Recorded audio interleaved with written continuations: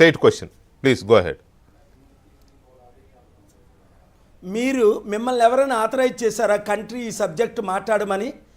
మీరు ఒక రిపోర్టర్గా ఆర్టికల్ 19 మీకెలాగో స్వాతంత్రం ఇచ్చిందో మీ మీడియాకి క్వశ్చన్లు అడగడానికి, కానీ ఆన్సర్ మాత్రం వినాలి. వినండి అంతే, జవాబు చెప్పనియండి.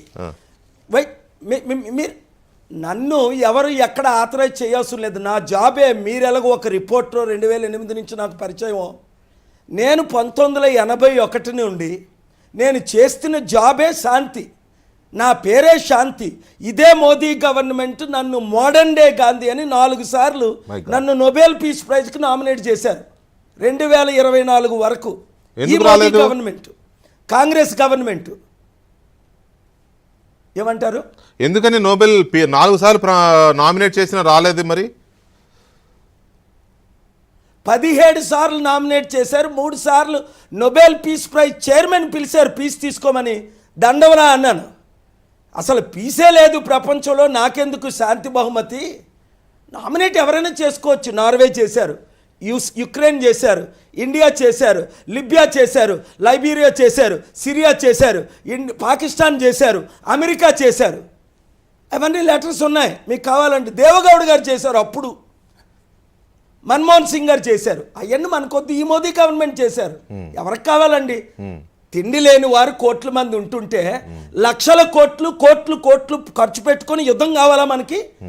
60% ఇండియాలో రోజుకి రూపాయి 3,000 రూపాయలు లేని వాళ్ళు ఉన్నారు. నెలకి ఇన్కమ్ ఏడుపు వస్తుందండి. ఎన్ని ఖర్చు పెడుతున్నాం? Please come to the point. చూసి నక్క వాతలు ఎట్టుకున్నట్టు I am talking to the people with real point. మీకు యుద్ధం కావాలా? యుద్ధం కావాల్సిన వాళ్ళని ఇంటర్వ్యూ చేయండి. నాకు శాంతి కావాలి, నేను ప్రయత్నిస్తూనే ఉంటాను తప్ప యుద్ధం ఆపడం ప్రయత్నించడం తప్ప లేదు. ఇండియా పాకిస్తాన్ యుద్ధం ఆపలేదా 2002లో? అది గవర్నమెంట్లకు తెలీదా? ముషర్రఫ్ గారు నన్ను నామినేట్ చేయలేదా? వాజ్పేయి గవర్నమెంట్ నన్ను నామినేట్ చేయలేదా? ఎర్రం నాయుడు గారు, బాలయోగ్ గారు, చంద్రబాబు నాయుడు గారికి ఈ విషయం తెలుసు కదా. మన చంద్రబాబు నాయుడు గారు మద్దతు ఇచ్చారు కదా అప్పుడు 2002లో. యుద్ధం, మన సైనికులు గ్రేట్ అండి, మన మిలిటరీ గ్రేట్ అండి. కానీ మనకంటే గ్రేట్ ఉన్నోళ్ళు మనల్ని నాశనం చేయడానికి కుట్ర పన్నుతారు. అందులో ట్రంప్ ఒకడు. నోరిప్పి మాట్లాడుతున్నా. ట్రంప్ని ఎవరైనా ఖండించగలుగుతున్నారా? ఈరోజు మోదీ గారు ఖండించగలరా?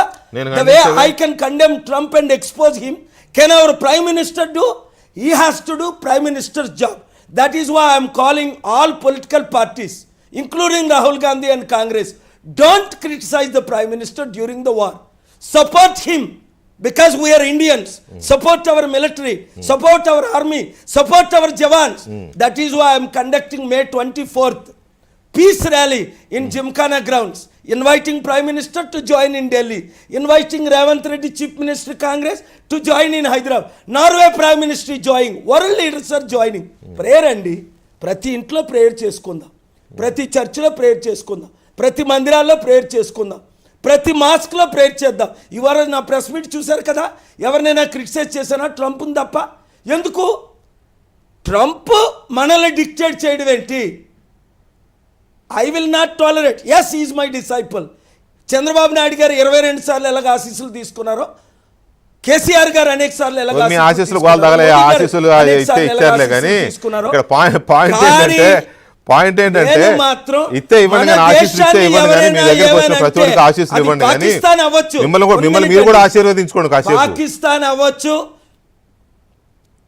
ఉనండి, మీరు జోక్ చేయకండి. నేను జోక్ చేయట్లా, ఫ్యాక్ట్ చెప్తున్నా. దేశాన్ని అటాక్ చేస్తున్నాను సహించను.